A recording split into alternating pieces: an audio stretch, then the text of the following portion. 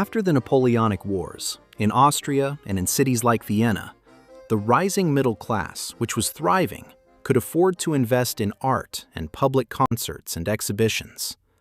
Vienna's population quadrupled between 1850 and 1890.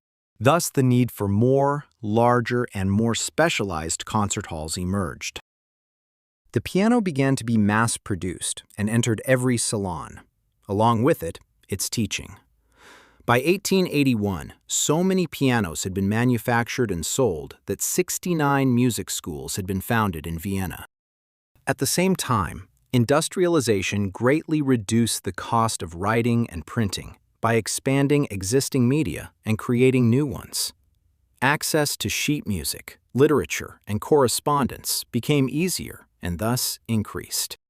The new mass audience for music created by the industrialization expected music to follow a similar direction. Industrialization gave the impression that the new values were the quantity and the speed. Thus, the new audience had the expectation, by paying and thus buying, to be thrilled quickly and easily. In this context, the concept of the virtuoso and the recital emerged. The musician who plays solo for an entire concert and impresses with his performance. The virtuoso became the instrumental version of the opera's protagonist. Even emperors wanted to witness the performance of the virtuoso. Examples of virtuosos who gained fame at that time are Niccolò Paganini and Franz Liszt. In the 19th century, and especially with the composers born in 1809 to 1813, Schumann, Mendelssohn, Liszt, Wagner, the role of the composer became separate from that of the performer. Some composers wrote without performing. After Beethoven, dedication to composition meant a very important personal undertaking and quest. All composers were compared to him, and this was a weight on their shoulders which not everyone could bear. Thus, two trends in music developed. The two trends at that time were the progressive one, with representatives such as Liszt and Wagner, and the conservative one, with representatives such as Schumann, Brahms, and Mendelssohn.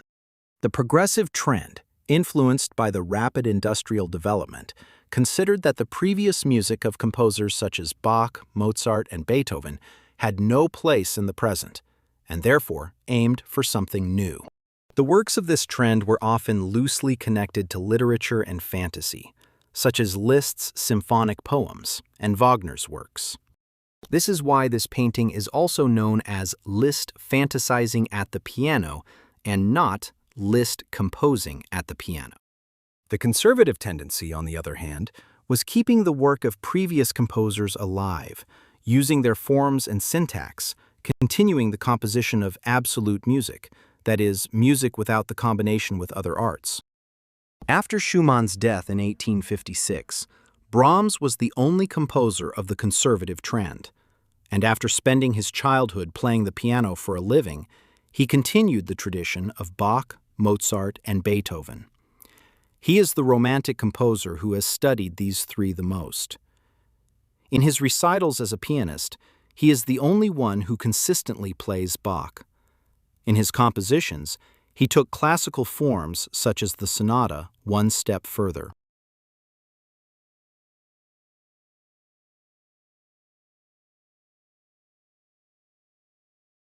From 1889 until the end of his life in 1897, Brahms rented a house in the summers at Bad Ischl.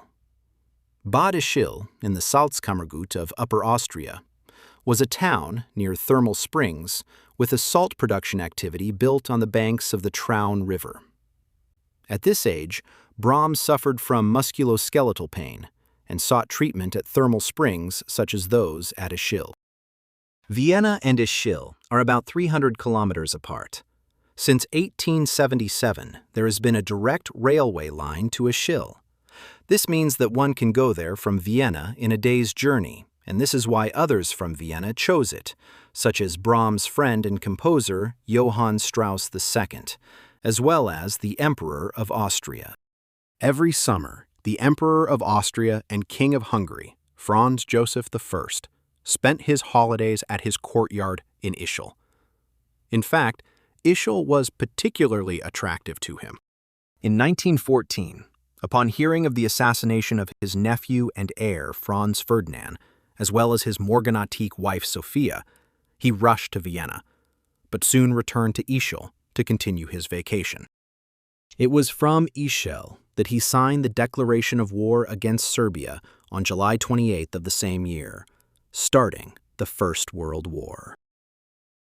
Brahms' house is located just outside the town center. It is half a kilometer from the Kaiservilla, the courtyard where Franz Joseph lived and where the 16-year-old Princess Sissi received a marriage proposal. There his daily routine includes reading, walks in the area, composing, and editing an edition of Schumann's works. It also includes a lot of eating and drinking, as well as a lot of smoking, the best-known means of enhancing and accelerating the creative process. From time to time he receives visits from friends, such as Strauss II and Mahler. It was in Ischl that Brahms and Mahler had the characteristic discussion about the future of music, for which Brahms predicted a future of decay and decline. After him, music would, quote, go to hell.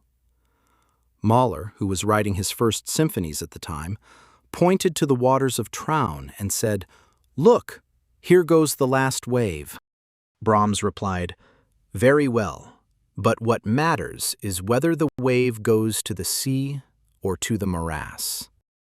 Another thing Brahms did was keeping in touch through letters with people such as his friend and Bach biographer Philipp Spitta, his publisher Fritz Simrock, Hans von Bülow, and Clara Schumann. In 1893, through his publisher Simrock, he published the collections of Charakterstücke, opus 118-119, as well as a series of 51 exercises for pianoforte. These are the last works he wrote for solo piano and belong to his late style, although in general Brahms's style is evident from his early compositions. Along with the opus 116-117 written in 1982, they are known as the Intermezzi, as most of them are such. Intermezzo means intermediate, and it is a piece placed between other major works. The intermezzi in these works of Brahms do not necessarily function as connecting, they are independent.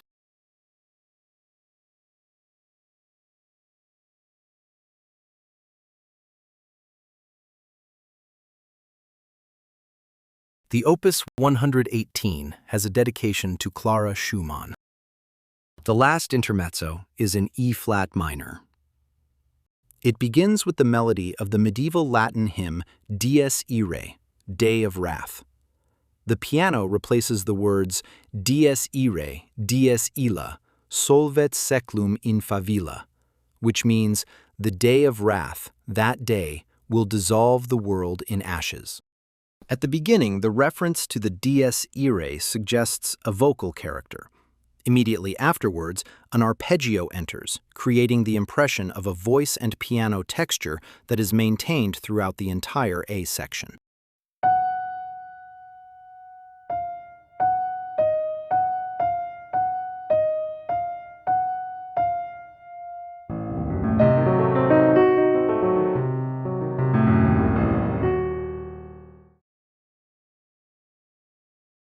This melody functions as the subject of the piece and appears in simple variations such as octave doubling and harmonization. In the right hand, the A section almost exclusively consists of the Dies Irae and its variations. In bar 53 and 60, the Dies Irae subject returns in its most complex form within section B, in a reminiscence-like gesture, now cast in a more elaborately harmonized form.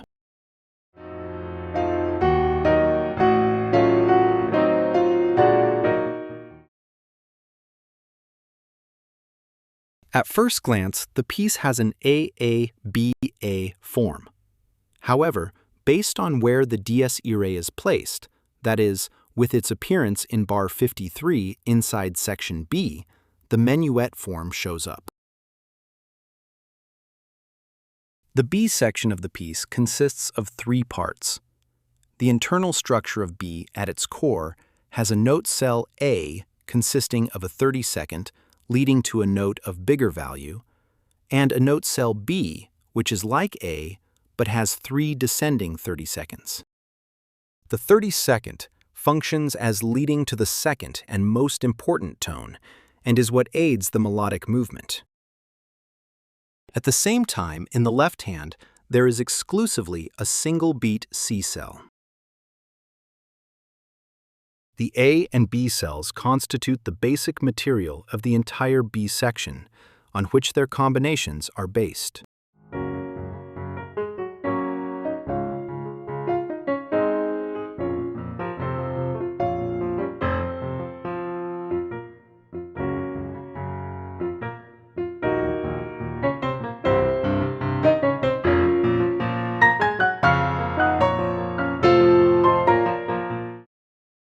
It becomes evident that there are no notes that are not derived from the core material. Here, the register is used by playing the B cell in 3 octaves simultaneously. It is characteristic of Brahms to use timbre even in solo works, through the variation in the register, as an element of major importance in the composition. Also, rhythmic intensification produces a hemiola. The most important part of B is a repeated period, as it has material from all parts of the piece and concludes with a harmonized dies irae.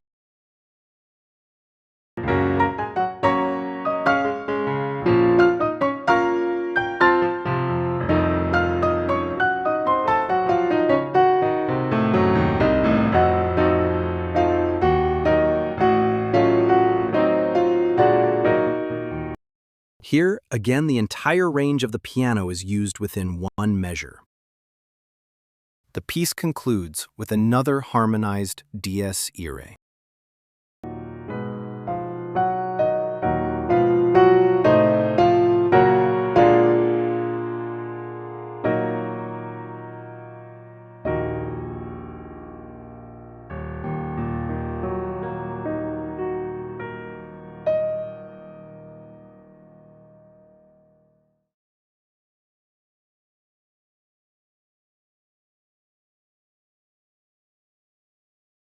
In May 1893, from Ischl, he sent Clara a copy of the first Intermezzo of the cycle, Opus 119.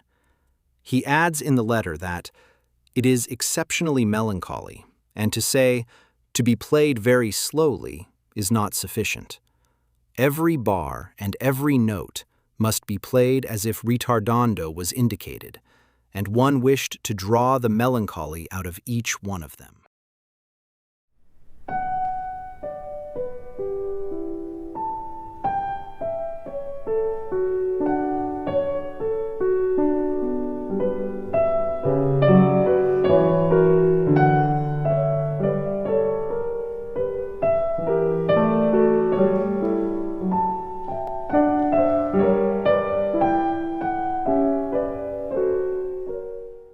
Clara was gradually losing her hearing and memory due to old age, and was suffering from neuralgia in her hand. But she managed to play it and responded with enthusiasm, requesting the rest of the collection. The fourth piece of the opus is a rhapsody and has the tempo allegro risoluto, which means fast and decisively. At the first level, it has a ternary form, A, B, A. At the second level, each of A and B can be divided into 3 parts, A, C, A, and D, E, D. But within B and A prime, there are the variations of A. Thus, a complex form arises from the combination of the ternary form and the theme and variations.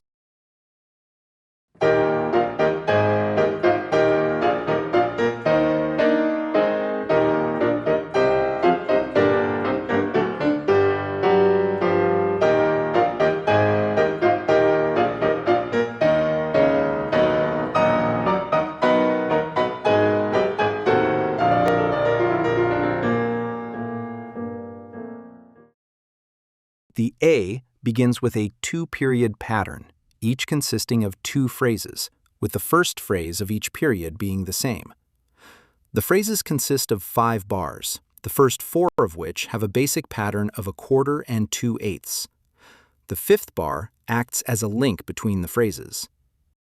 The first phrase of each period functions in a stabilizing manner as far as tonality is concerned, while the second and fourth phrases function in a destabilizing manner through key change. In the last phrase, there is a motive that is repeated in descending thirds, and it leads to B-flat major.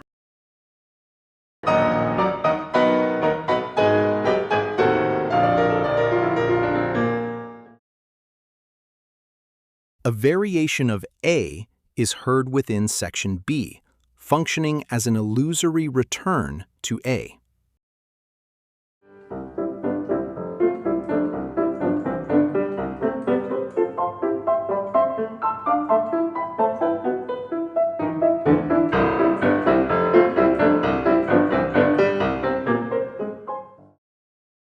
After the variation, there is a new variation of that variation, commonly known as developing variation.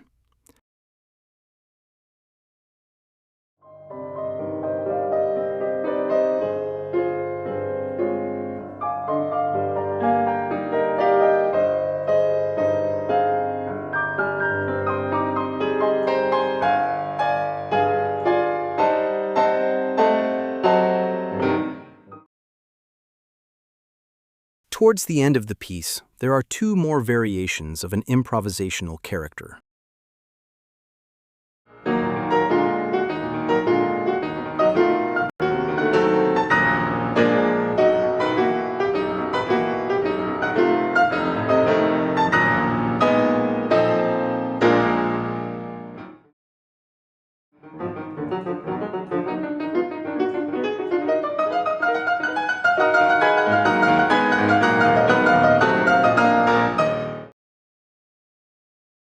The middle section of A, called C, is in B-flat major, that is the 5th of E-flat.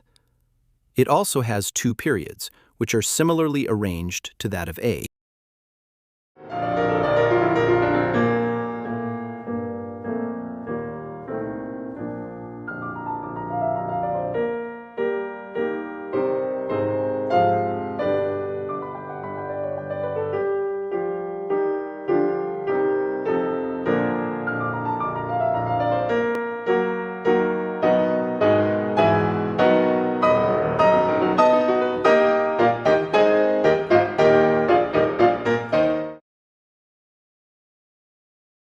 Section C also appears expanded and within B later in the piece and leads to the final return to A prime.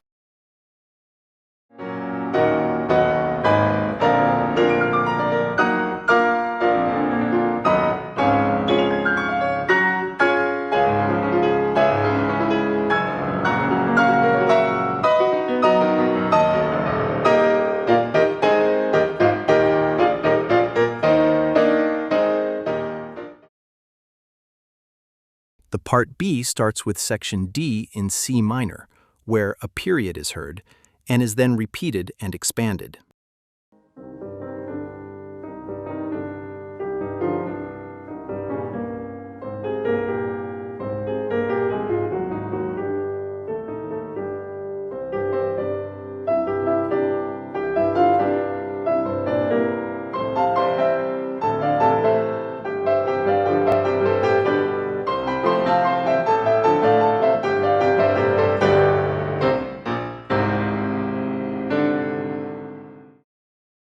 The middle section, named E for convention, is asymmetrically structured and is heard twice in A-flat major, with a bridge between the repetitions.